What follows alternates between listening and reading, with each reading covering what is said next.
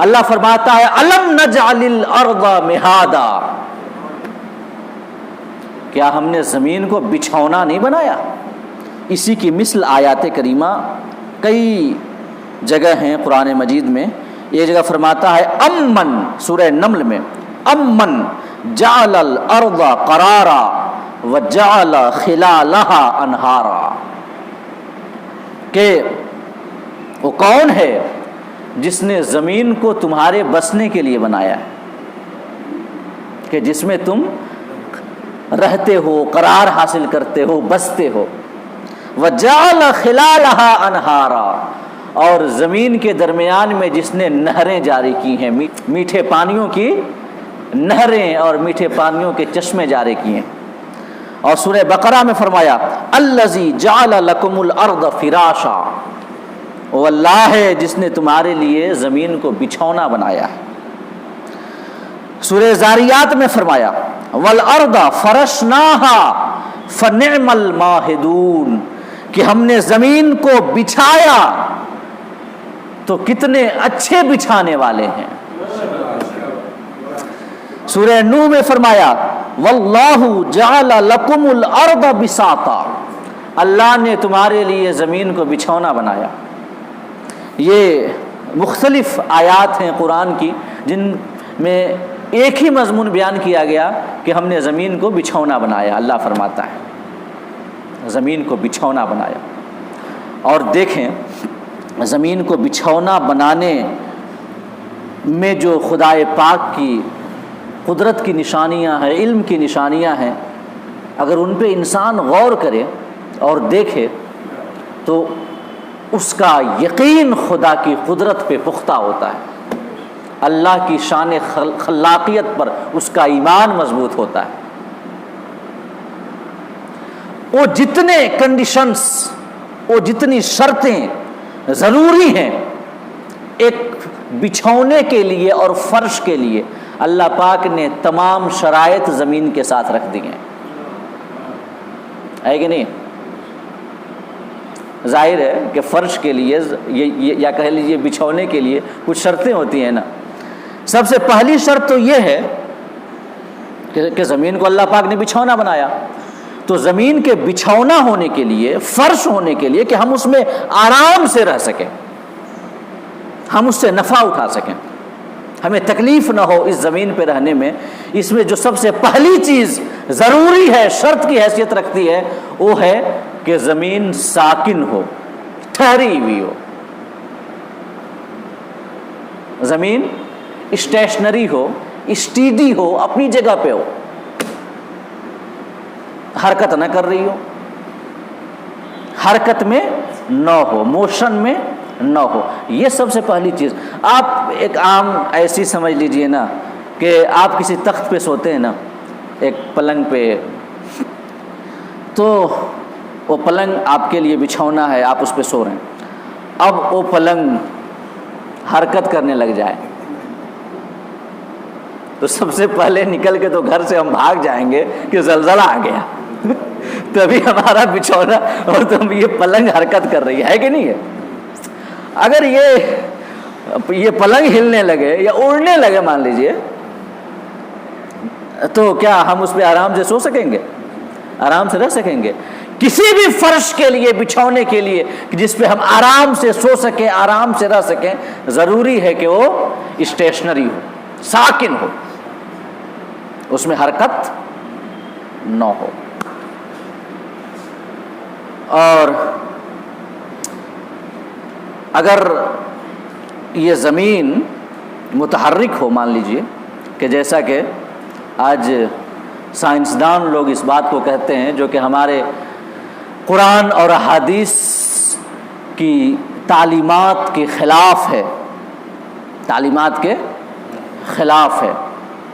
قرآن، احادیث اور قرآن سے جو ہمارے ائمہ سلف نے سمجھا، صحابہ نے سمجھا قرآن کی آیتوں سے، وہ یہی ہے کہ زمین ساکن ہے، اور ساکن ہونا ضروری ہے کیونکہ اللہ نے اسے بچھونا بنایا، ہمارے لیے فرش بنایا ہے.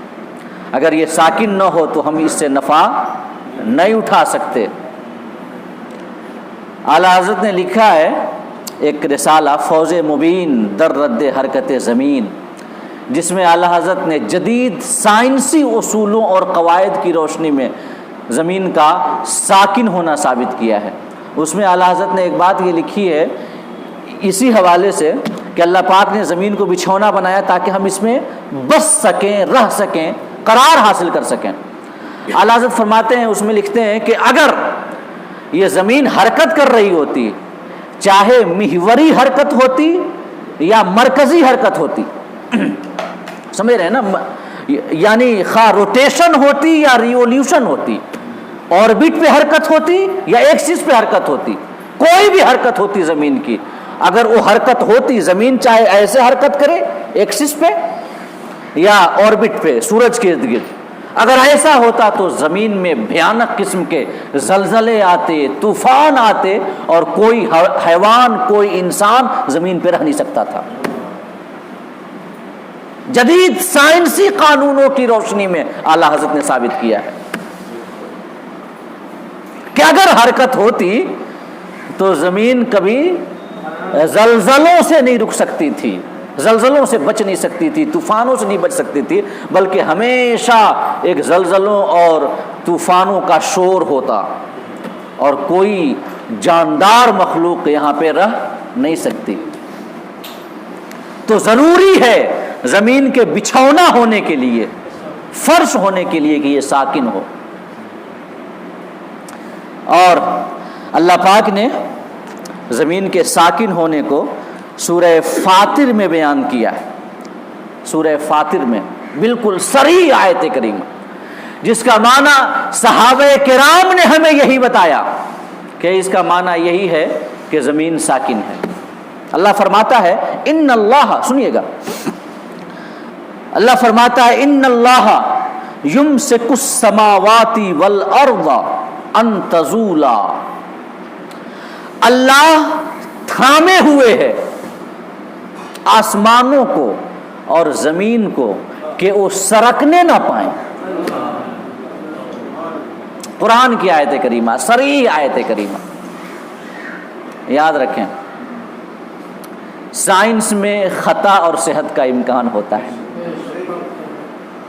ان کے نظریات بدلتے رہتے ہیں، کبھی کیا کہتے ہیں، کبھی 1530 عیسوی سے پہلے کوئی اس بات کا عقیدہ نہیں رکھتا تھا کہ زمین حرکت کرتی ہے۔ سب سے پہلے تو یہ عقیدہ تھا، یہودیوں نے سب سے پہلے یہ عقیدہ پیش کیا تھا کہ آسمان حرکت کر رہی ہے، آسمان۔ اس کے بعد یہ عقیدہ ہوا کہ آسمان ساکن ہے، سیارے حرکت کر رہے ہیں۔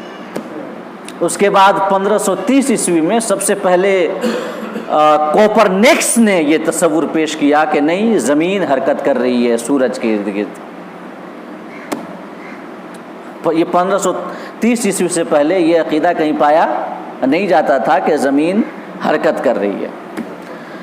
تو اللہ پاک فرماتا ہے، تو میں یہ بتانا چاہتا ہوں کہ سائنس کے نظریات عدلتے بدلتے رہتے ہیں، کل کیا ہے، کل آج کیا ہے، آنے والے زمانے میں ان کے نظریات میں تبدیلی واقع ہو سکتی ہے، لیکن اسلام کا نظریہ ہرگز کسی تغیر و تبدل کو قبول نہیں کرتا ہے۔ اللہ پاک نے جو بیان کیا وہ حق ہے، اس میں کسی قسم کا تبدل نہیں ہو سکتا، کیونکہ انسان کی نگاہیں مستقبل تک نہیں پہنچ پاتی، مستقبل میں ہونے والی کھوجوں تک اس کی رسائی نہیں ہو پاتی۔ تو ہو سکتا ہے آج انسان کی کھوج کچھ اور ہے، کل کوئی اور تحقیق سامنے آ جائے، کوئی ایسا جدید آلہ پیدا ہو جائے، لوگ بنا لیں سائنسدان، جس سے یہ ثابت ہو جائے کہ نہیں، آج تک ہم غلط تھے، زمین حرکت نہیں کرتی۔ ہو سکتا ہے کہ نہیں ہو سکتا ہے؟ لیکن اللہ نے جو بیان کر دیا اس میں کسی قسم کا تغیر و تبدل ہونا ناممکن ہے۔ زمین ٹل سکتی ہے، آسمان پھٹ سکتے ہیں، پہاڑ ہل سکتے ہیں، خدا کا فرمان نہیں بدل سکتا۔ تو اللہ پاک نے فرما دیا ان اللہ یمسک السماوات والارض ان تزولا، اللہ روکے ہوئے ہے آسمانوں کو اور زمینوں کو کہ وہ سرکنے نہ پائیں۔ اور اس کے بعد آگے فرماتا ہے وَلَئِن زَالَتَا إِنْ أَمْسَكَهُمَا مِنْ أَحَدٍ مِّن بَعْدِهِ إِنَّهُ كَانَ حَلِيمًا غَفُورًا۔ اللہ فرماتا ہے اور اگر وہ سرکنے لگیں، سرک جائیں، آسمان اور زمین اگر سرک جائیں تو اللہ کے سوا اور کون انہیں روک سکتا ہے؟ بے شک اللہ حلم والا ہے اور بخشنے والا ہے۔ تو اللہ رب العزت نے اس آیت کریمہ میں صاف فرما دیا کہ اللہ آسمانوں اور زمینوں کو زوال سے روکے ہوئے ہے۔ زوال عربی زبان کا لفظ ہے، عربی زبان کا لفظ ہے ان تزولا۔ سنیے گا، تزولا فعل ہے عربی زبان میں، یہ زوال سے بنا ہے، زوال۔ اور زوال کا معنی ہم یا عجمی لوگ یا آج کے لوگ زیادہ جانیں گے کہ صحابہ زیادہ جانیں گے؟ کہ جنہوں نے نبی کریم صلی اللہ علیہ وسلم سے قرآن کو سیکھا، قرآن کا معنی وہ بہتر جانیں گے نا، کہ جنہوں نے ڈائریکٹلی آقا کریم سے تعلیم حاصل کی، نبی کی زبان اقدس سے قرآن کی آیتوں کو سنا، ان کے معانی کو سنا، تشریح و توضیح کو سنا، وہ بہتر جانیں گے۔ تو اللہ پاک نے فرمایا کہ آسمان و زمین کو ہم تھامے ہوئے ہیں کہ وہ زائل نہ ہوں، انہیں زوال نہ آئے۔ اور زوال کا معنی یاد رکھیں، جو صحابہ کرام سے ہم تک روایت پہنچتی ہے، وہ زوال کا معنی اس آیت کریمہ کی روشنی میں وہ مطلقاً حرکت کا معنی ہے کہ اللہ زائل ہونے سے، زوال سے آسمان اور زمین کو تھامے ہوئے ہے۔ مطلب کیا ہے کہ مطلقاً حرکت کرنے سے اللہ نے آسمان اور زمین کو تھامے ہوئے۔ یہ سنیے ایک روایت حضرت عبداللہ بن مسعود رضی اللہ تعالیٰ عنہ کی۔ حضرت ابو وائل یہ روایت کرتے ہیں کہ ایک شخص جن کا نام تھا جندم بجلی، یہ جندم بجلی حضرت عبداللہ بن عباس کے پاس تشریف لائے، حاضر ہوئے۔ تو حضرت عبداللہ بن مسعود نے پوچھا کہ کہاں سے آ رہے ہو؟ تو انہوں نے کہا کہ شام سے، میں ملک شام سے آ رہا ہوں۔ جندم بجلی نے جواب دیا۔ تو حضرت عبداللہ بن مسعود نے پھر پوچھا کہ شام میں تم نے کس سے ملاقات کی؟ تو انہوں نے کہا کہ میں کعب سے ملاقات کر کے آ رہا ہوں۔ کعب کہ جن کو کعب احبار کہا جاتا ہے، یہ تابعین میں سے ہیں، کبار تابعین میں سے ہیں، اور انہوں نے حضرت عمر فاروق اعظم رضی اللہ تعالیٰ عنہ کے دور میں اسلام قبول کیا تھا۔ یہ پہلے یہودی تھے، یہ پہلے کیا تھے؟ اور یہودی کے جو یہودیت مذہب ہے اس کے بہت بڑے عالم تھے آپ، اور بنی اسرائیل کے حوالے سے جو روایتیں ہیں وہ اکثر حضرت کعب احبار انہی سے مروی ہیں، تو بہت بڑے عالم تھے یہ۔ تو حضرت جندم بجلی نے عرض کیا حضرت عبداللہ بن مسعود سے کہ میں شام میں حضرت کعب احبار سے ملاقات کر کے آ رہا ہوں۔ تو حضرت عبداللہ بن مسعود نے پوچھا کہ کعب نے تم سے کیا بیان کیا، کیا بتایا تمہیں؟ تو جواب دیا جندم بجلی نے کہ انہوں نے بتایا کہ آسمان ایک فرشتے کے شانے پہ گھوم رہا ہے، آسمان ایک فرشتے کے شانے پہ گھوم رہا ہے۔ یہودیت کا عقیدہ تھا، اور یہودی عقائد و نظریات جو ہیں وہ 3 قسم کے ہیں۔ پہلی قسم تو ان کی ہے، پہلی قسم وہ نظریات و عقائد ہیں پہلی قسم میں کہ جو کہ باطل ہیں اور جن کا باطل ہونا بالکل واضح ہے۔ تو وہ جو باطل چیزیں ہیں ان کا تو ہر حال میں رد کیا جائے گا۔ اور یہودیت اور عیسائیت کا جو دوسری قسم میں جو نظریات ہیں یہ وہ ہیں کہ جو کہ صحیح ہیں، اور یہ صحیح وہ ہیں کہ جن کی تائید ہوتی ہے اسلامی نظریات سے، اسلامی نظریات سے، تو ان پر ایمان ہمارا ہے، سب کا ایمان ہے، کیونکہ وہ خیالات وہ ہیں کہ جن کی تائید ہمارا اسلام بھی کرتا ہے۔ اور کچھ نظریات ایسے ہیں جو مشکوک ہیں، یہودیت میں، عیسائیت میں مشکوک ہیں کچھ نظریات، تو ان کے بارے میں جو اسلام کا حکم ہے، شریعت کا حکم ہے، وہ یہ ہے کہ جب تک اس نظریہ کے حوالے سے قرآن کا حکم نہ معلوم ہو جائے تب تک نہ تو اس کو قبول کیا جائے گا نہ تو اس کا انکار کیا جائے گا، جب تک یہ نہ پتہ چل جائے کہ قرآن کیا کہتا ہے ہمارا اس سلسلے سے۔ تو حضرت کعب احبار یہودی مذہب کے بہت بڑے عالم تھے، جب انہوں نے اسلام قبول کیا تو ظاہر ہے کہ جو غلط عقائد و نظریات تھے ان سے فوراً یہ حضرت کعب نے توبہ کر دیا، جو صحیح تھے ان پر ایمان مضبوط ہوا۔ لیکن جو مشکوک تھے اور جن کے بارے میں پتہ نہ ہو یہ قرآن کیا کہتا ہے، اسلامی نظریہ کیا کہتا ہے، یہ مشکوک، تو حضرت کعب کو پتہ نہ ہو تو اسے وہ بیان کر دیا کرتے تھے۔ تو انہی مشکوک نظریات میں سے ایک یہ تھا کہ آسمان فرشتے کے کاندھے پہ ہے اور گھومتا رہتا ہے۔ یہ یہودیت کے مشکوک نظریات میں سے ایک تھا۔ چونکہ حضرت کعب احبار کو اس کا حکم قرآن کے حوالے سے پتہ نہیں تھا، انہیں علم نہیں تھا، اس وجہ سے انہوں نے بتا دیا حضرت جندم بجلی کو کہ آسمان جو ہے وہ ایک فرشتے کے کاندھے پہ ہے اور گھوم رہا ہے، چکر کاٹ رہا ہے۔ حضرت عبداللہ بن مسعود کی بارگاہ میں جب آئے حضرت جندب بجلی، آپ نے پوچھ لیا کہ کیا بتایا تمہیں کعب نے؟ تو انہوں نے کہا، بتا دیا جو بتایا تھا کہ آسمان ایک فرشتے کے کاندھے پہ ہے اور گھوم رہا ہے۔ تو حضرت عبداللہ بن مسعود رضی اللہ تعالی عنہ نے جواب دیا کہ کذب کعب، یعنی کعب نے غلط کہا، کعب نے غلط کہا، انہیں پتہ نہیں ہے کہ اس کے حوالے سے قرآن کا کیا نظریہ ہے، انہوں نے غلط کہا۔ اور پھر اس کے بعد حضرت عبداللہ بن مسعود نے اسی آیت کریمہ کی تلاوت کی جو آیت کریمہ میں نے ابھی آپ کے سامنے پیش کی۔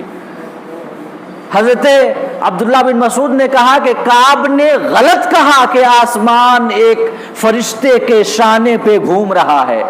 اس کے بعد آپ نے یہ آیت کریمہ تلاوت کی کہ ان اللہ یمسک السماوات والارض ان تزولا، اللہ تھامے ہوئے ہے آسمانوں اور زمین کو کہ وہ سرکنے نہ پائیں۔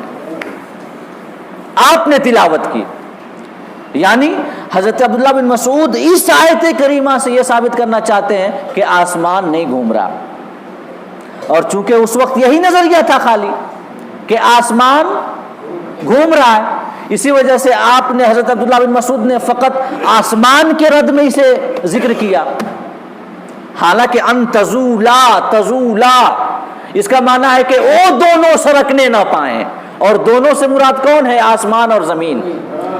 تو حضرت عبداللہ بن مسعود کے سامنے آسمان کی حرکت کا ذکر ہوا، آپ نے اس آیت کریمہ کا تذکرہ کر دیا۔ اگر زمین کی حرکت کا ذکر ہوتا تو بھی یہی آیت کریمہ کا ذکر کرتے، کیونکہ تزولا میں ایک ہی لفظ تزولا میں دونوں چیزیں ہیں کہ آسمان بھی سرکنے نہ پائے اور زمین بھی سرکنے نہ پائے۔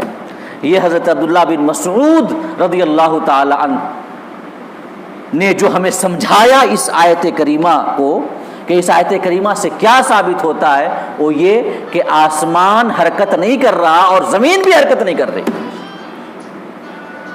اور یہ عبداللہ بن مسعود کی ذات وہ ذات ہے کہ جن کے حوالے سے آقا کریم نے ارشاد فرمایا 4 لوگوں سے تم قرآن سیکھو، اور ان 4 لوگوں میں آپ نے سب سے پہلا نام حضرت عبداللہ بن مسعود رضی اللہ تعالیٰ عنہ کا نام لیا، سب سے پہلا نام عبداللہ بن مسعود سے تم قرآن سیکھو۔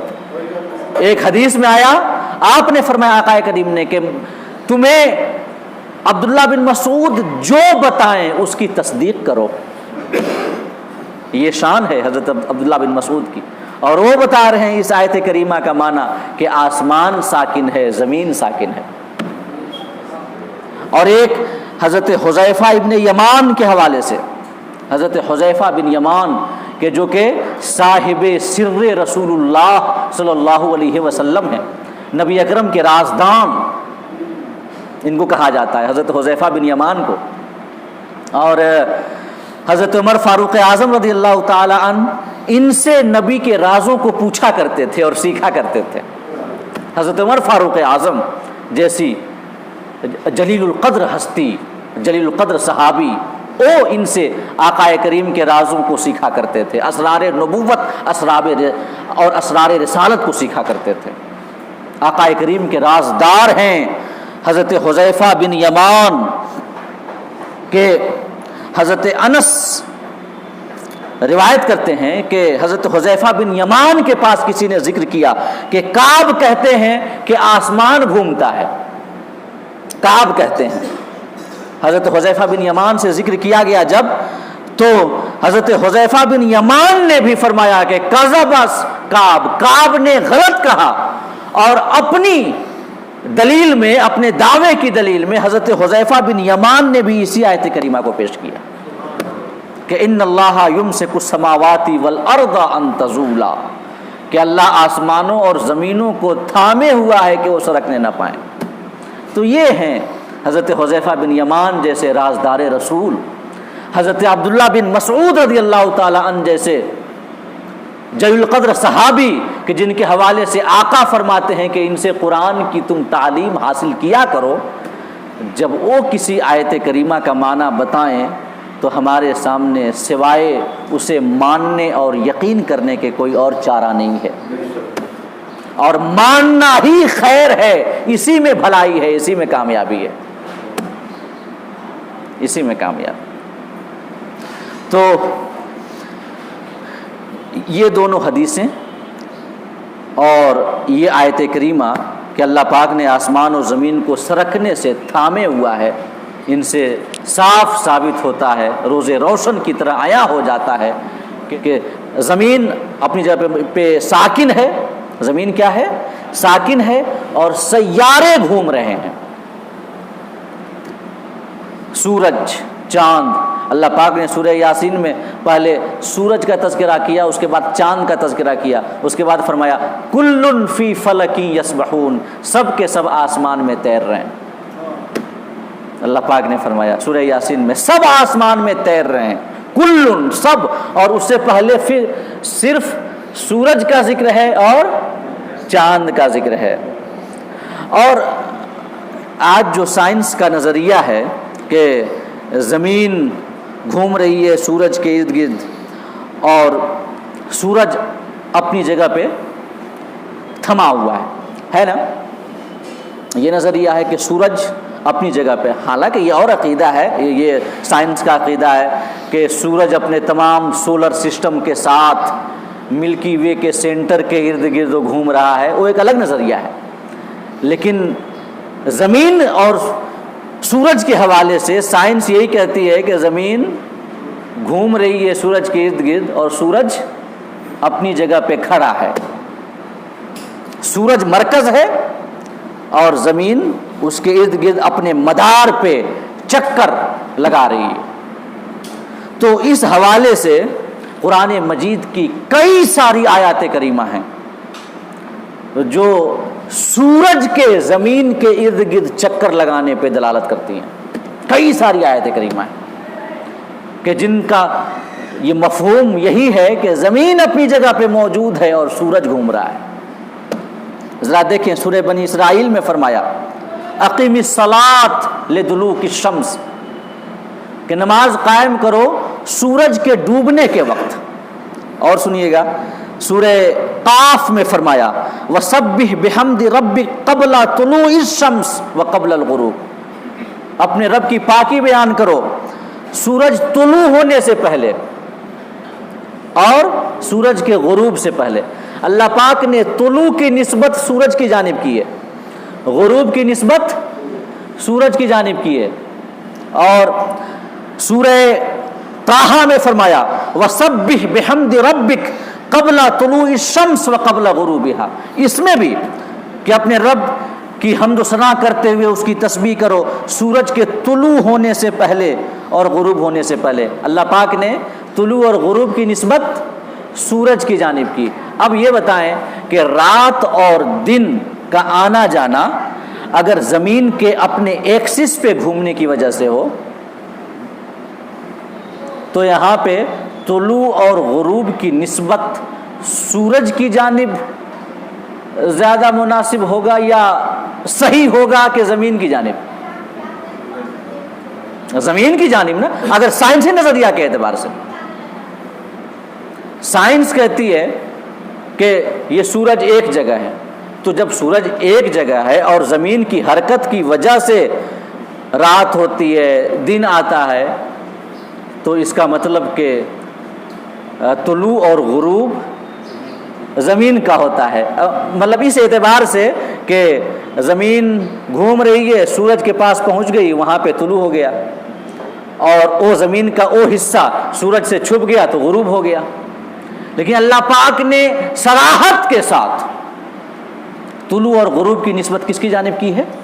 سورج کی جانب، کہ سورج طلوع ہوتا ہے، سورج غروب ہوتا ہے، زمین اپنی جگہ پہ موجود ہے، سورج اٹھتا ہے، سورج بلند ہوتا ہے، اور پھر ایک لمبی اپنی مسافت کو طے کرنے کے بعد جا کے سورج ڈوبتا ہے۔ اور سورہ کہف میں فرمایا حضرت اسکندر ذوالقرنین نے جو سفر کیا تو جب وہاں پہنچے جہاں سورج طلوع ہو رہا تھا تو اللہ پاک فرماتا ہے کہ حتی اذا بلغ مطلع الشمس وجدها تطلع على قوم لم نجعل لهم من دونهم سترا۔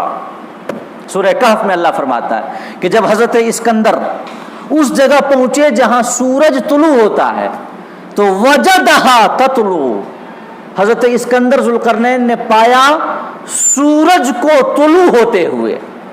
اللہ پاک نے طلوع کی نسبت کہاں کی؟ سورج کی جانب کی۔ اور ایک آیت کریمہ سورہ کہف ہی کی جو کہ سورج کے چلنے پر اور سورج کی چال پہ بالکل صریح ہے، کہ جس میں کسی قسم کی تعویل کی گنجائش ہی نہیں ہے۔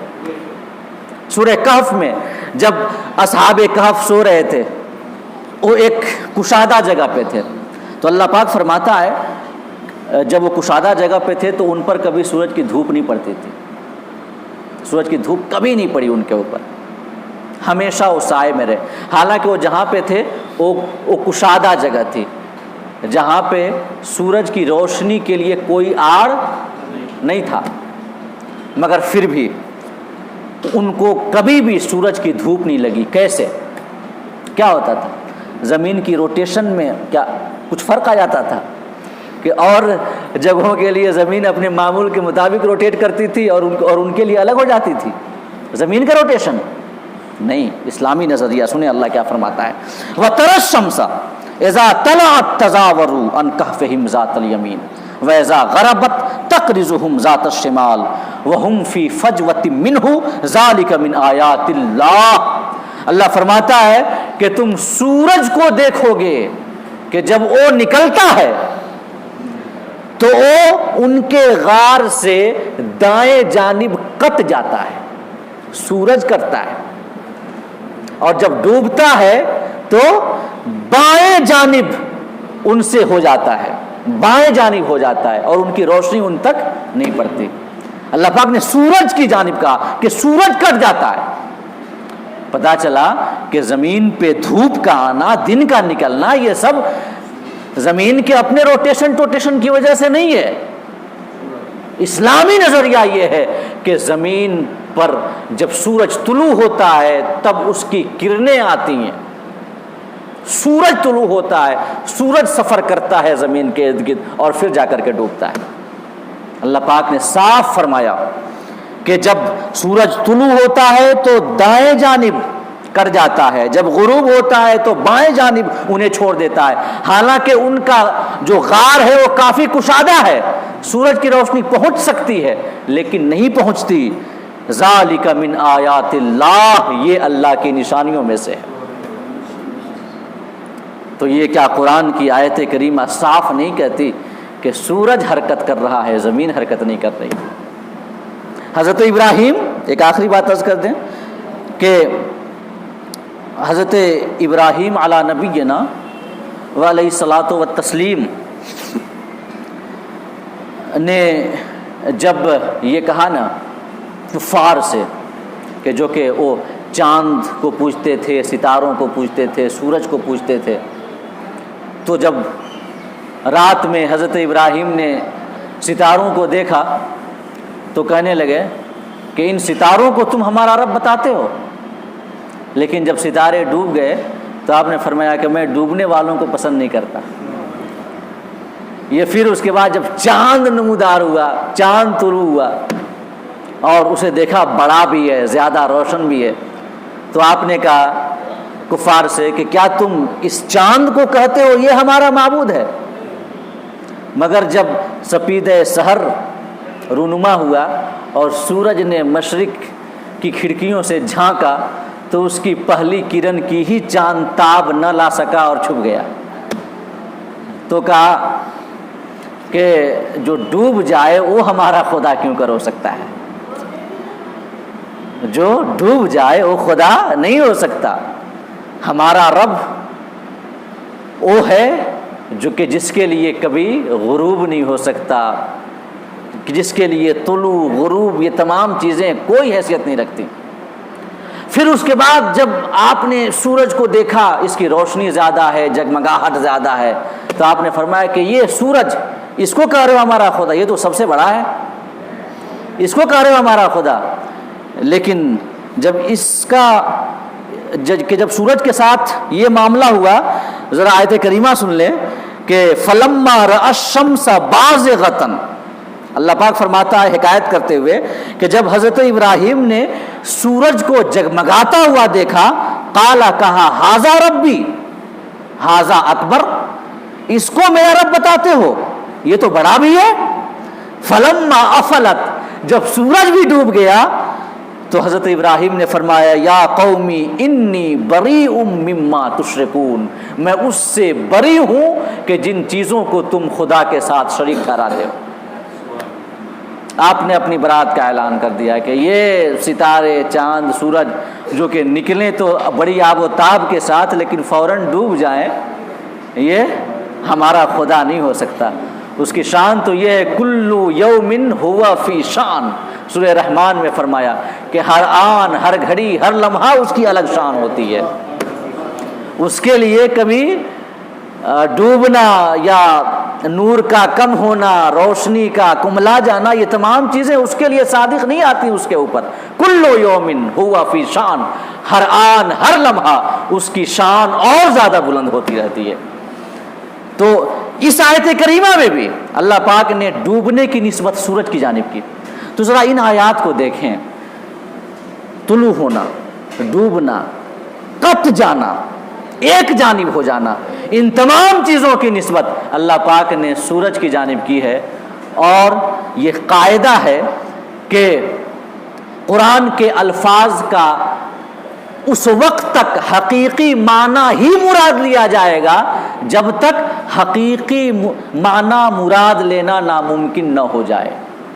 مجازی معنی تب یہ مراد لیا جاتا ہے۔ دیکھیے کسی چیز کا ایک ہوتا ہے حقیقی معنی، ایک ہوتا ہے مجازی معنی۔ جیسے شیر کا حقیقی معنی تو یہ شیر ہے جو ہم دیکھتے ہیں، شیر 4 پاؤں والا بڑا خونخوار درندہ جانور، اور ایک اس کا مجازی معنی ہے ایک بہادر آدمی، ہے کہ نہیں ہے؟ تو جب مطلقاً لفظ شیر کہا جائے تو اس سے حقیقی معنی ہی مراد لیا جائے گا، مطلقاً جب کہا جائے۔ لیکن اگر حقیقی معنی مراد لینا محال ہو تب مجازی معنی مراد لیا جائے گا۔ جیسے کسی نے کہا کہ شیر میرے کمرے میں ہے، شیر میرے کمرے میں، تو یہاں پہ حقیقی معنی مراد لینا تو ناممکن ہے نا، کہ شیر تمہارے کمرے میں کیا کر رہا ہے، کیسے آ گیا؟ تو اس کا یہ کہنا کہ شیر میرے کمرے میں ہے تو اس سے ہم مراد یہ لیں گے کہ کوئی مرد ہے جو شیر کی طرح بہادر ہے۔ تو جب تک حقیقی معنی مراد لینا ممکن ہو تب تک حقیقی معنی مراد لیا جائے گا، بغیر کسی ایسی ضرورت کے کہ جس ضرورت کو چھوڑنا ناممکن نہ ہو، بغیر ایسی ضرورت کے حقیقی معنی کو نہیں چھوڑا جا سکتا۔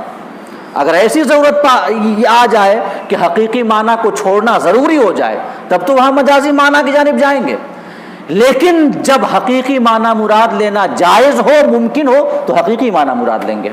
اور یہاں پر اللہ پاک نے ان تمام آیات کریمہ میں طلوع ہونا، غروب ہونا، چلنا، کٹنا، چھٹنا، ان تمام باتوں کی نسبت جو کی ہے وہ سورج کی جانب کی ہے، اور یہاں پہ حقیقی معنی مراد لینا ممکن ہے، لہٰذا یہی کہا جائے گا سورج کے طلوع ہونے سے دن آتا ہے، زمین کے روٹیشن کی وجہ سے نہیں آتا۔